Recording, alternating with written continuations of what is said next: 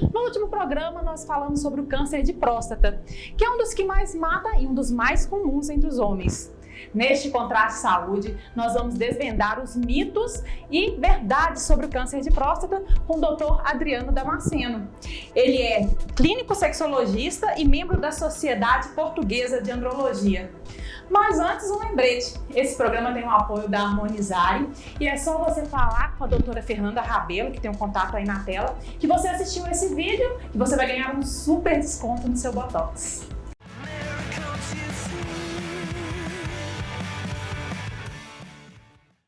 Doutor Adriano, tudo bem? Tudo bem, Carol? Tudo bem, meus amigos, minhas amigas? A paz do Senhor Jesus a todos.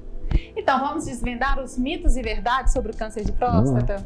Então, a primeira pergunta é se o câncer de próstata acabará com a vida sexual. Carol, meus amigos, minhas amigas, o câncer de próstata não vai acabar com a sua vida sexual, não. Vai acabar com a sua vida, como um todo, geral. Quem tem câncer de próstata, deixa a doença avançar, ele vai morrer. Isso é preciso entrar na cabeça das pessoas. A vida sexual ela vai se tornar secundária dentro desse contexto tão grande, tão maior, que é o câncer de próstata. Então, sim, o câncer acaba com a vida sexual, com a vida geral da pessoa. Daí a importância do diagnóstico precoce e do tratamento. Doutor, e o dedo indicador maior que o anular aponta o risco menor do câncer de próstata? É curioso, né, Carol? Tanta fake news, tanta informação desencontrada. Via de regra, a gente deve procurar informação qualificada, informação com o profissional médico. Então isso é fake news, não tem nada de um dedo quer dizer, isso aí vai poder levar muitas pessoas a pensar, não, então eu não tenho risco, eu não vou olhar. De forma alguma. Consulta médica é o indicado.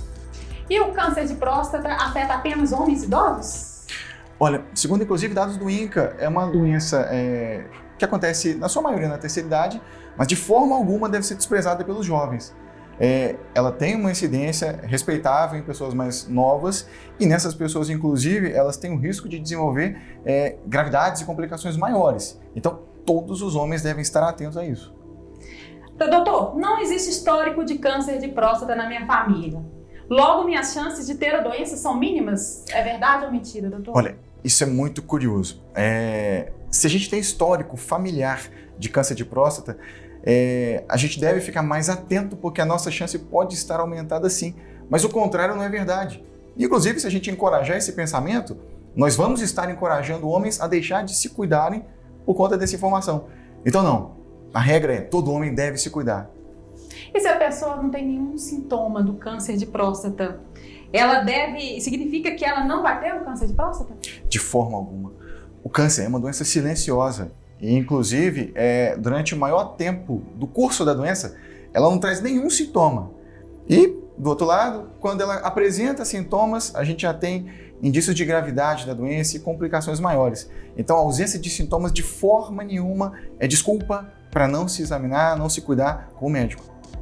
Doutor, e o exame de PSA diagnostica os cânceres de próstata? Olha, o exame de PSA é uma ferramenta importantíssima que nós temos para ajudar no segmento médico e nortear as condutas médicas. O aumento ou diminuição do PSA, que é um antígeno prostático, né, uma substância produzida pela próstata, ela ajuda a entender como está o funcionamento da próstata, mas de forma alguma diagnostica de forma isolada. Lembrando sempre, o contexto médico, paciente, consultório, consultas, ele é fundamental para esse acompanhamento do paciente e o diagnóstico por consequência, né? E ter um PSA alto significa que a pessoa tem câncer de próstata? Também não. Como eu comentei, o PSA ele é uma substância produzida pela próstata, os seus níveis podem variar de acordo com a idade, com o tempo, e só o médico está habilitado a falar se aquele tipo de alteração é indicativo de alguma outra coisa que vai ser complementada no consultório, com exames. A conduta é sempre dentro de consultório, jamais por internet, por informação de amigos, nem nada desse tipo, sabe? A consulta médica, o contato médico é fundamental. E o exame de toque retal, que é temido pelos homens, né, doutor? Sim. Ele realmente é necessário? Sim.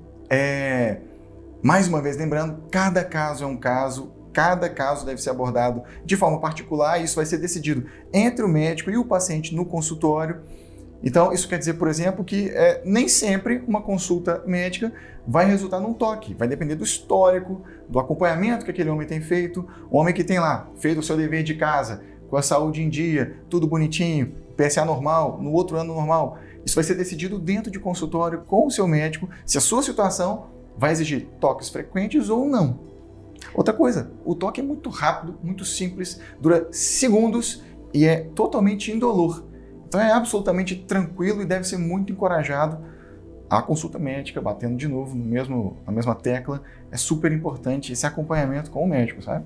E também acabar com as piadinhas sobre o toque, né, doutor? Sim, isso é uma grande bobagem, é fruto desse machismo aí que assola a nossa sociedade.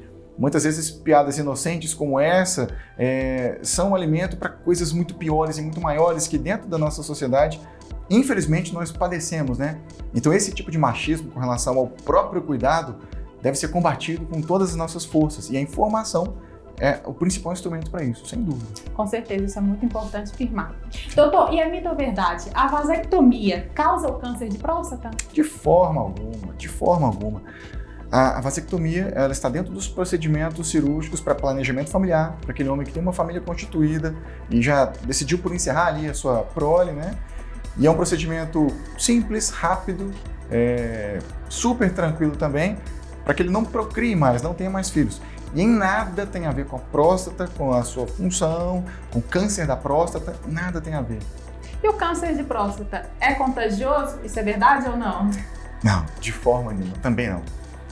O que é contagioso são as fake news, a desinformação, a falta de cuidado, né? Esse tipo de coisa tem que ser combatido. O câncer de próstata é uma doença grave, é uma doença muito frequente, muito prevalente. Dados do INCA, de novo, o segundo tipo de câncer mais prevalente. Se a gente pegar todos os tipos entre homens e mulheres, em termos globais, é o segundo tipo mais comum, causa muitas mortes ao ano. Então é um tipo de doença séria que deve ser combatida com toda certeza, com todo rigor da ciência, sabe? E inclusive esse é o recado que deve ficar para os homens. Levem a sério, mulheres, levem a sério o tratamento, levem a sério o diagnóstico, o cuidado com a própria saúde, porque só assim nós vamos conseguir diminuir esses números que ainda assim são assustadores na nossa sociedade, né? E se o câncer de próstata voltar após o tratamento, significa que ele não tem cura mais? Olha, você tocou num ponto muito importante.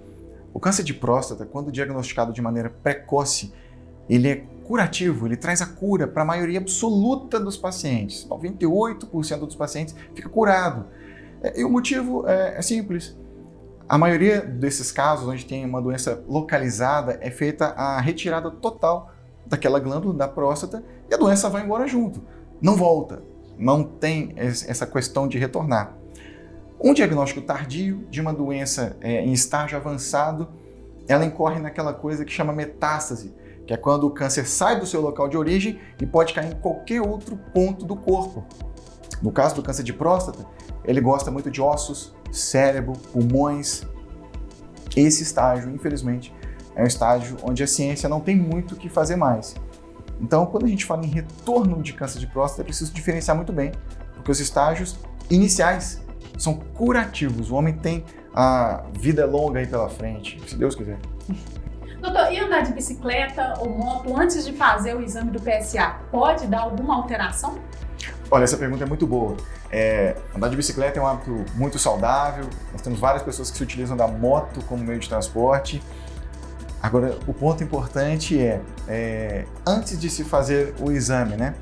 Todos os laboratórios de rotina, eles recomendam algumas medidas antes de se coletar a amostra, antes de se fazer o exame. Então, quem vai coletar o exame para aferir a glicose, passa por aquele período de jejum, colesterol, mesma coisa. A próstata, por ela ter a capacidade de ser afetada por aquela anatomia do banco da bicicleta, de sofrer uma pressão, deve-se evitar mesmo, especialmente aquelas pessoas que se utilizam muito da bicicleta, nos períodos que se antecedem ao exame. Geralmente o laboratório traz essa informação para a pessoa para que ela se prepare bem para o exame, né, no pré-exame ali. Uma outra coisa que acontece, e que é comum em recomendação, a abstinência sexual, também nos períodos que vão anteceder a coleta do exame, porque a próstata é uma glândula ela é extremamente ativa, especialmente quando a gente fala de vida sexual. Então, a atividade sexual, por exemplo, horas antes, na noite anterior, ela pode de fato trazer uma atividade maior para a próstata e o exame ali ser confundido por um resultado alterado, falsamente alterado, porque não se foi guardado o tempo e as recomendações adequadas. Então, antes de se coletar um PSA, é importante seguir à risca todas as recomendações do laboratório. E para finalizar, doutor, procurar uma segunda opinião médica é falta de ética com o meu médico? De forma nenhuma também. Os médicos, eles, por excelência, deveriam ser cientistas, e os cientistas amam o debate. Então, de forma alguma, os colegas se sentem, de uma forma geral, ofendidos por um paciente procurar uma segunda, terceira opinião. Pelo contrário, isso estimula a disseminação do conhecimento, isso estimula a interação. Então, de forma alguma, isso é antiético. Na dúvida, deve-se sim procurar mais de um profissional, tirar suas dúvidas, isso é completamente saudável. Doutor, muito obrigada aí pelas informações. Sou eu que agradeço. Por desmistificar o que é mito, né? O que é verdade. E quer deixar seus contatos? Olha, pessoal, tem um Instagram lá, a gente se rendeu a esse mundo digital, ele tem começado agora, né? É Dr. Adriano Damasceno, tudo junto. Obrigada também você pela sua companhia. E se você tiver alguma sugestão de pauta, envie pra gente no @contrastetv_, que é o nosso Instagram. Um grande abraço e até o próximo programa.